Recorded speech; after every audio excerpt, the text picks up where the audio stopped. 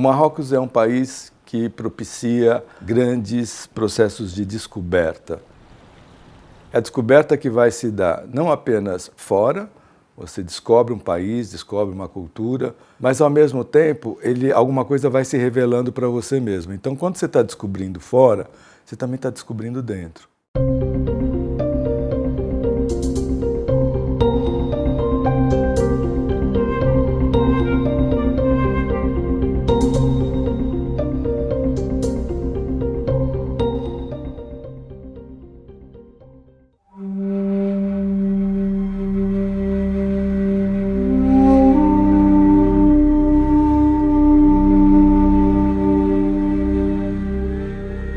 A gente sabe que o Marrocos foi visitado antes do século VII, quando se dá a expansão islâmica, e aí você tem um processo que se chama de arabeização e islamização do Marrocos. Você tem, antes de tudo isso, a presença dos bizantinos, a presença inclusive dos romanos, uma amálgama de muitos povos que ali estiveram. E, obviamente, eles influenciaram esses povos berberes, que eram os povos que ali viviam.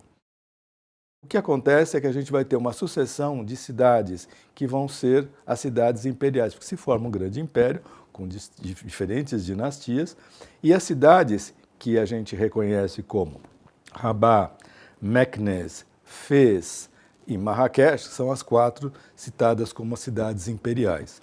Todas elas têm a sua estrutura de uma medina, isso se repete em todas elas. Elas têm que ter uma madraça, que seria uma escola corânica, ela tem que ter uma mesquita, ela tem que ter uma fonte de água potável, ela tem que ter um forno para assar o pão, e é um forno público.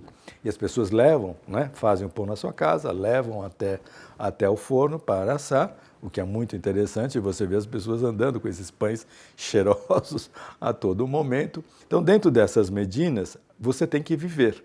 E na hora que você tem que viver, você vai ter uma série de ofícios e uma série de elementos importantes para a sobrevivência dessa comunidade. Por exemplo, o comércio, como por exemplo o artesanato, ou, em particular, uma coisa que chama muito atenção em Fez são os seus costumes e onde se faz os tingimentos de peles.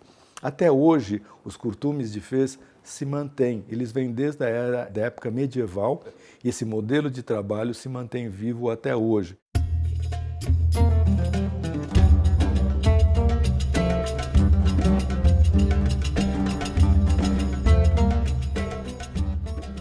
Para vocês terem uma ideia, existem mais de 9.000 entre ruas e becos. Então, é praticamente impossível andar sozinho dentro dessa cidade, esse mundo onde vivem mais de 100.000 pessoas e onde você só consegue andar com um guia que lhe acompanha, alguém que tem familiaridade com todos esses becos.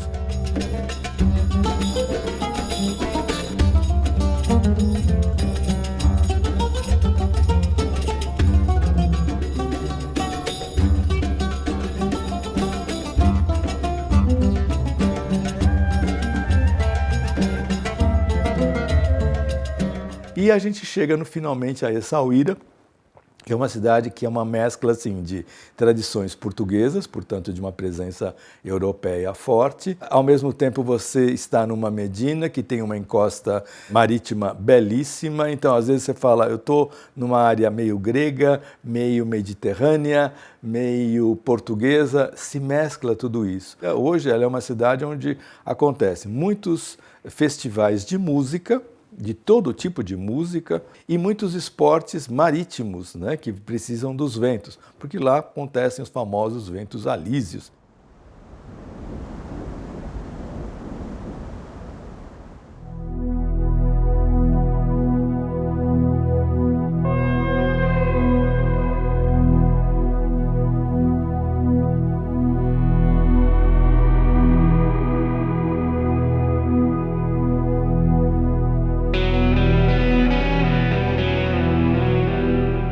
As planícies do Marrocos, elas guardam também esse mesmo aspecto de descoberta e de sedução. Você vai ter áreas agrícolas efetivamente constituídas, com produção de frutas, legumes, hortaliças, etc. E quanto mais próximos você vai chegando da região das montanhas, especificamente a Cordilheira do Atlas ou o próprio Rif, a gente vai ver formações que vão começar a se diferenciar onde você tem a presença dos grandes palmeirais. E essas tamareiras muitas vezes estão já em regiões bastante áridas. Então, quando a gente está no Marrocos e a gente vê uma quantidade incrível de tâmaras, seja no mercado, e as tamareiras dentro dessas regiões todas, o que a gente está lidando? A gente está vendo aquilo que é a fruta que possibilita a sobrevivência em regiões muito áridas, e principalmente no deserto.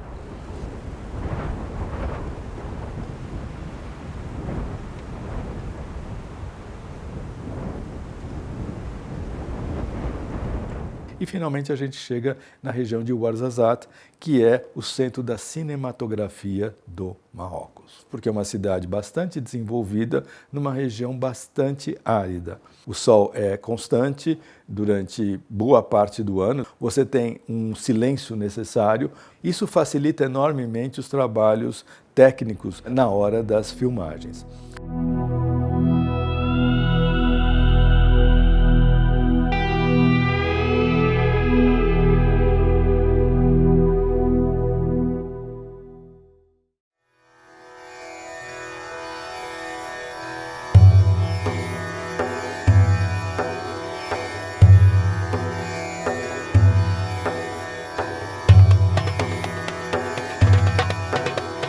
Era um ponto de chegada e de comunicação das caravanas que saíam do interior da África. Ela é famosa pela sua praça, Jama El Fna.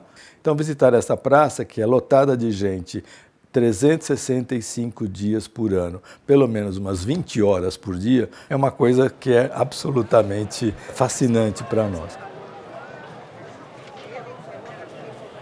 É uma cidade que tem muitos parques e muitos jardins. Um deles, especificamente, é o famoso Jardim Majorelle, que foi adquirido na década de 80 pela fundação do Yves Saint Laurent, ou pelo próprio Yves Saint Laurent. E dentro desse mesmo jardim existe um pequeno museu, que é um museu etnográfico, onde se diz que parte da pesquisa do Yves Saint Laurent, ele bebe nas fontes naturais, nas fontes desses povos antigos.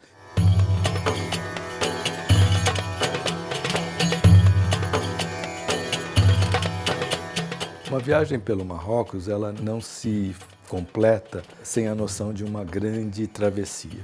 Depois de passar por tantas paisagens e por tantos modelos de vida, por grandes experiências, por grandes sons, por cheiros, tudo isso, de repente nos deparamos com Marrakech, que se abre como uma profusão de tudo isso. Ela sintetiza uma viagem ao Marrocos, pela sua beleza, pelo seu encantamento, pela diversidade que ela se abre, ou seja, ela nos seduz, ela nos encobre, mas ao mesmo tempo ela se apresenta como uma oportunidade de dizer: eu quero voltar para cá.